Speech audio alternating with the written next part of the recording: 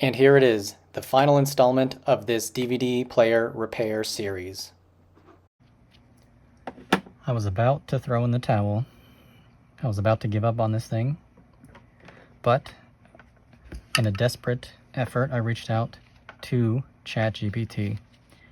It suggested measuring the resistance from the ground pin to every single pin on this PWM IC and compare it to the PWM IC on the working board.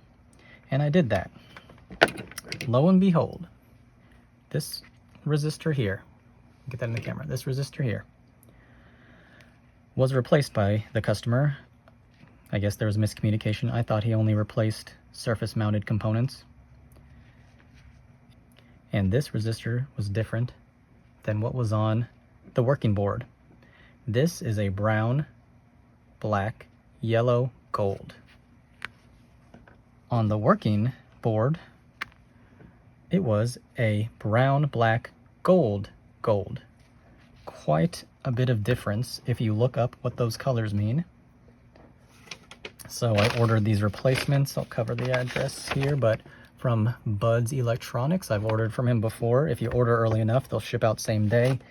You get 10 resistors of your choice, quarter, half ohm. You get 10 of them for fairly cheap, less than $4 normally. So these have arrived. I'm going to put that in to where it was, and we'll see if it works. In you go. I'm going to stand you up there. Now is a great time to like and subscribe if you want to see more content like this. Moment of truth. It's all back together once again in the chassis. Do we get anything when I flip the switch? Or does it blow up?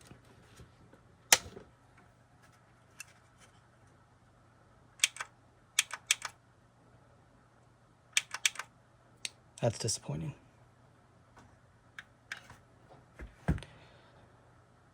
Oh, maybe it's because this isn't turned on. Okay, moment of truth. It's all back together. Flipping the switch to see what happens. Does it work or does it all blow up?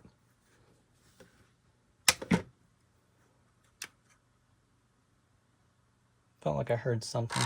Oh, hold up. It does have power. There's the red lights on here. Don't know why it doesn't want to get us out of standby.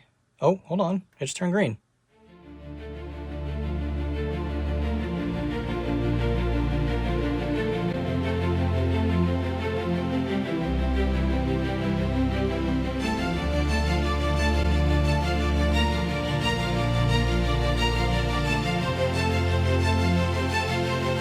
Guess what? UPS lost it. I dropped it off, and there's been no update for weeks now, so it's gone.